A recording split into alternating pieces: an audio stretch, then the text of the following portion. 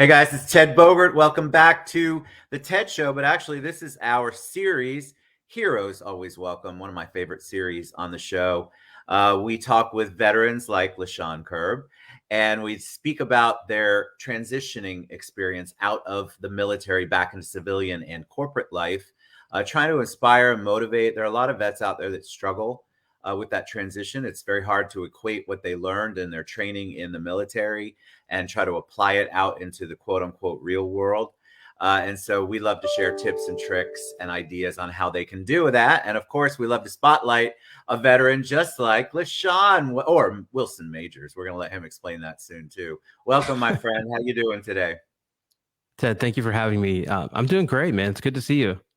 So great to see you. Look, he's got the professional background. I'm in my daughter's old bedroom. You can still see TV cords. LaShawn's all smooth back there, the fireplace going on, the real setup. And you can talk about your show too. I would love that. But before we do, tell them a little bit about you. They love to kind of know your origin story, your point B to point A to point B, and really get to know you. So give us some information on LaShawn Kirb. Yeah, thank you for that. I think the best place to start, really, for me, is really in my childhood, right? I grew up in Pittsburgh. And when I was young, I used to play hide and go seek all the time with like my sister and my cousin. And this one particular day, I'm playing hide and go seek, and I get this idea that I'm going to go hide in my mother's basement. And at the time, it was definitely a no-go zone. It was super dark. It was moldy and kind of scary. Nobody wanted to go down there. And I decided I'm going down there. And so I go down there, and, my mom had this old refrigerator down there, and I took out the racks, and I get this idea that this is going to be the perfect place for me to hide. And so I climb in there, and I'm trying to get situated, and I knock the refrigerator over on the door. So Oh now my I'm trapped in the refrigerator in a basement. It's dark, and I'm screaming and I'm clawing, and I'm really just kind of begging to get out of there. And my mom, luckily, happened to be home this time, and she heard some rufflings in the basement, obviously, and came down, kicked the thing open, and got me out of there. But it was in that moment that I felt like I needed freedom, like I needed oxygen. These things were collapsed for me, and I just couldn't separate them. And that was the moment I really discovered that for me. And since that time, everything that I've done has really been with the intention to create more freedom, access more freedom, and be in a conversation about how to get other people to do the same thing. I love that. I love the fact that you can remember that. It obviously had a huge impact on you and your memories. That was a traumatic memory almost, I'm sure. But I love that it inspired you to want to create freedom. So let's talk about how you applied that later on. So you obviously start to grow up, you get into the military. What was your impetus there? Yeah, I mean, it really was the same drivers that pushed me into the military. It was becoming this, I guess, instrument of freedom was my thought at the time. And, I ended up going to the Marine Corps. I originally took my ASVAB with the Army. And I got really upset with them because the recruiters had taken me to take the ASVAB, the test. I didn't have a car at the time. And, they never came to pick me up. And I was so upset. I was thinking like, man, I need to be around people that like take this seriously. And so instead of going to the Army, I ended up going to the Marines, seeking them out, and eventually becoming a Marine. And that was a very powerful decision, and it certainly changed my trajectory of a lot of things. It was the right thing for me. I love that. There's a lot of times I haven't had a vet come on and say I regret. And I love that. What this show is about is the transition out. So you eventually leave the military. And thank you for your service. And I mean that, not in the cliche way. I Thank mean you. that very much. What was that like? What was it like to get back out into the civilian world? Did you have struggles? And if you did, what were they? Or what did you plan so that you could immediately get out and start beginning to create freedom in a different way? Yeah, great question. I think what's interesting to know about at least me in the military is I was always creative when I went in. And obviously, there's a lot of things that happen while you are in the military. But by the time that I was ready to leave, I had no plan. I was very young. I didn't really have any friends that had skills other than being militant, no business or investment, nothing like that. And I didn't come from that environment either growing up. So leaving, I think I was just kind of flailing a little bit. I had a few things that went, I think, in my favor. Part of that was that I have a high degree of delusion when it comes to like what's possible for me. So I I didn't love have that, any. though. Yeah, I do. A high degree of delusion. So I was ready to just kind of take on the world when I set foot out of there. But I did have when I was in. I had a buddy that sold me an old film camera, and I used to take it on like different training missions. I took it on around the world with me, and it just kind of laid this seed with me that I could. I had a passion. I had fire in me with creating visual things. And so when I left the military, my original plan was kind of to do more of that, and eventually I did a ton of that. But that was kind of like the underpinnings of what I would do in the future. But I didn't have a very good plan. That transition wasn't as complicated for me as some other people because I don't drink. I never really adopted any kind of vices to get over my hardships in the military or anything like that. So it made it a bit easier. But I think the thing that never really settled for me was that once I was able to travel the world a bit and have experiences, relationships, and just explore, I was never the same person again. Right. So even coming back to the United States for me was a little bit complex because I could never quite fit back into the box that I came out of. And that just gave me just a sense of like being unsettled and not really content with things. I didn't want like a normal, regular job type of thing, so I never quite fit back in the way that I left. And that had been very challenging to kind of explore how to create a life that works, for me, not necessarily one that I could just get back into. I think that is what a lot, from what I hear, vets on the show talk about. That's exactly what their struggle is that, okay, I don't fit back. I'm not in the military, so there's none of that structure or that particular camaraderie, and yet I don't feel like I fit in out here either. I don't know how to equate what I just went through and bring it and make myself successful out here in this world that doesn't operate the way the military world does. So I think a lot of vets feel that. For you, that's how I actually met you, because you were a photographer, you were a videographer, you were all in that arts, that special thing, and we met at Citrus Club a long time ago. And I just thought this is a creative dude. My first impression, which I've never shared with you, was super creative. Didn't know anything about your military experience. Has a story, and so I found that fascinating. And of course, we became friends, and I love that that we were connected way back in the day. Talk about how the photography and how capturing the world helped create your freedom, because I'm going to stick on that, because I think a lot of people, the way that you worded that is so powerful, and I think a lot of people are trying to figure that out no matter what industry you're in right now. How do I create my freedom, and what does that mean to me? So how did that do that? How did that progress to where you're at now? Yeah, it was really born out of failure, is the best way to say that.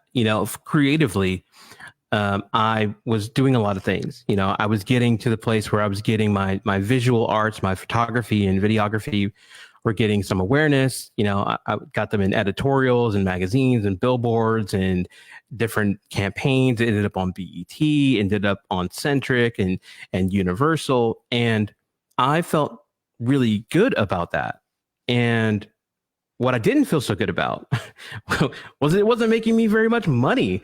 And, I started to see my work on these like massive campaigns, and I knew that they were able to turn it into money, these large organizations, but I wasn't a part of that structure. So, it just kind of left me unhappy. So I, at the time, ended up having a powerful conversation with someone else. We became very good friends, worked in the studio with him. And the conversation looked like this. If you want to go and create something powerful for yourself, you have to find a way to create something that makes you money in your sleep. It has to be scalable because otherwise you are trading your time for that money and you don't have how much time do you have? You don't know how much time that you have, right? So you're exchanging something of incredible value of which you don't know how much it is or how much it's worth. And so that doesn't really work. So I had never really from that conversation recovered either, because I didn't know that people were doing that. I didn't really know that people even had systems to do this in a real way.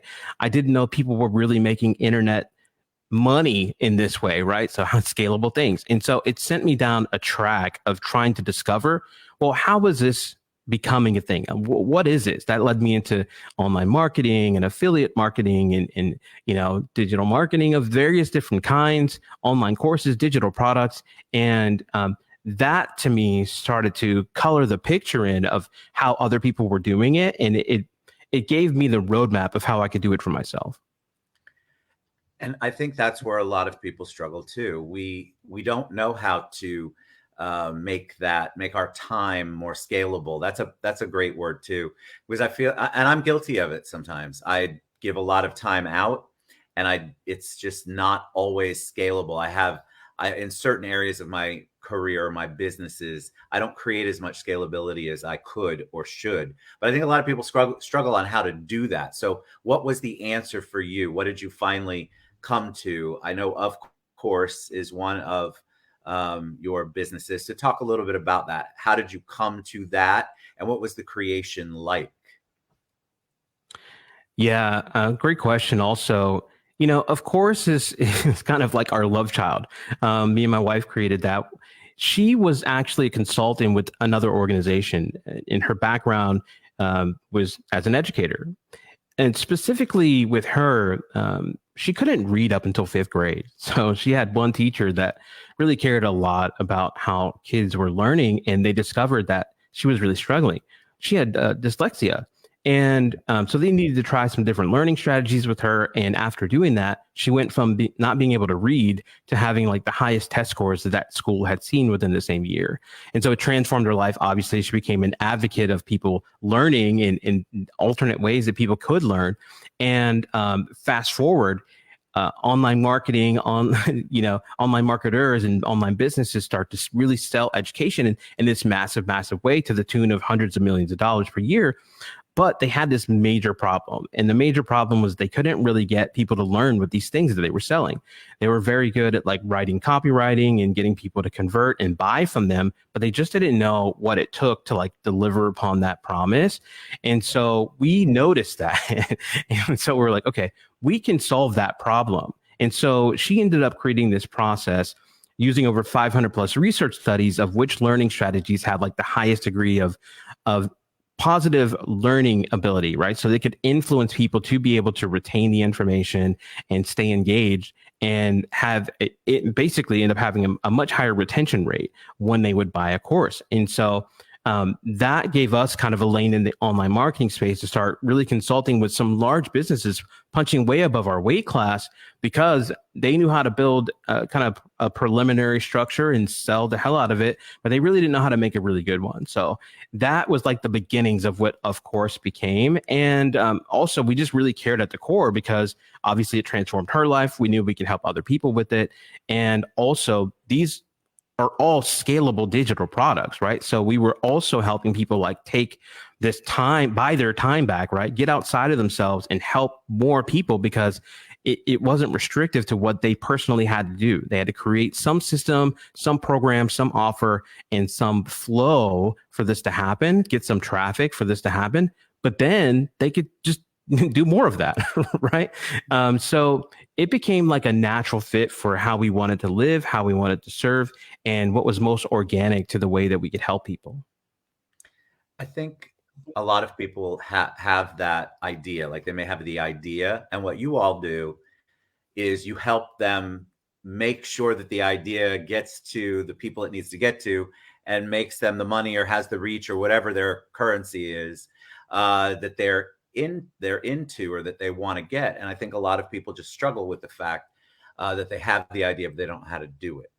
And I kudos to you guys because I've obviously seen some of your stuff, and I think that what you offer is so powerful if the person goes into it with the right mindset and is willing to invest that in themselves instead of trying to do something that's outside their wheelhouse. You basically built the system for everybody, and now they just need to come to you so that you can help them implement it. Talk about FlightRisk.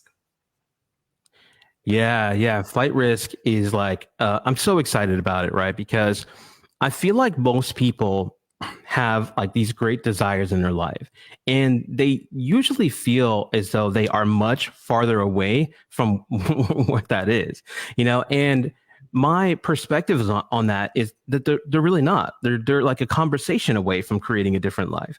They're one room away from it, one product away. And if you have a sense of like how close you are, that gives you kind of the intrinsic motivation to drive toward it. If you have the right systems, if you have the right network, and you can see, because you have other relationships next to you that are thriving from the thing you want to build, that becomes driven into your personality. It gets driven into your atmosphere, and now that becomes something that is obtainable for you. So flight Yes. risk is really the idea that you could take off at any moment, you could launch at any moment, and you need to take some specific risks. But like calculating those risks, like what is it going to take to get you there? And that is a whole conversation around that. So that's really what flight risk is about, is like you're at risk of taking off at any second. And I just absolutely love it. So good. Your passion, it's palpable. You can tell when you're speaking about what you do. Tell me what it's like to work with your significant other. I think I've had a couple married couples on, and obviously um, a lot of married couples don't work together. So what's that like? What's the creative process like for you and Carrie? That's a great question. I mean, it honestly doesn't feel like we work together that much. I mean, we do, but we don't, right? Like we have very different skill sets. Um, I, I, I'm a creative, like multimedia is really my like my ground base. Luckily, like am really passionate about learning things, so I also have learned to skill stack over time, right? So I worked in software, obviously I worked in marketing and all those kinds of things, branding. And I've mostly been front facing, so I've worked with people at high ticket, right? So I have a sense of having the right kind of conversations to close deals, right? Like I'm really good with business development, but she's a true expert, like a true scholar at the thing, like a scholar among scholars when it comes to like education, specifically of how it's going to make you money, right? Because in our space, most people think of like online courses as simply something to sell. But it's really not like that. And if you're only thinking about it in that way, you honestly will miss a lot of your own opportunity. I'll give you an example. We were consulting with this organization that came to us to solve the problem of having people stay longer and that kind of thing. And they were doing about 100 million a year in digital products, which is amazing. And they had a core reason why they were doing this. Like they helped heal their mom from gut health. And that's also incredible. They built a whole business around it. The problem is, once we did an audit for them, they only had like a 3.9% completion rate. And we're like, oh my God, you're leaving so much money on the table. And you have so many other people that you could serve. And they had a bunch of products on the back end that actually helped you with gut health. Now, they ended up selling that business for a couple hundred million, but really it should have sold for $1 billion, right? That's what I'm saying about leaving stuff on the table. But my point to even going into that is that Carrie is a true expert at looking at these things, these systems, and is really quite skilled at that. And working with her has been really helpful for me because honestly, it leveled up my level of intelligence in regards to that, like my level of capability and skill set. And so it was almost like a mentorship or tutelage, right? So that's been extremely helpful for me in that regard, for sure. I think it's so good when I'm a creative like you, right? Not quite as creative because I don't have the pretty background with the fireplace, but I'm a creative at heart. And the best partnerships I have in business and even in relationships are somebody who can counter me, who's more methodical, who thinks things in a different way. And I'm all up here and I need somebody here and here and here. And so I am excited for you because you can tell that partnership is, and it continues to grow and build It's always evolving, but it's great that you two recognize where your roles are and where your strengths are. So kudos to you. One last question, my friend, before we head out. Your all veterans are heroes in my mind. When I say the word veteran, when I say the word hero to you, who's the first person who comes to mind? Hmm.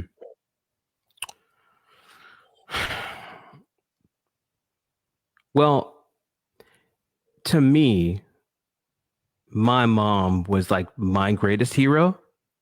And she wasn't a veteran, but she was just like so supportive of all things, like all things that you wanted to go out and do. She was such an advocate for that, had such belief in you and such passion for you to go and get that. And it was really her energy that I feel as though, first of all, I'm an extension of, but also like I was kind of under her tutelage about going out and creating a life that you love.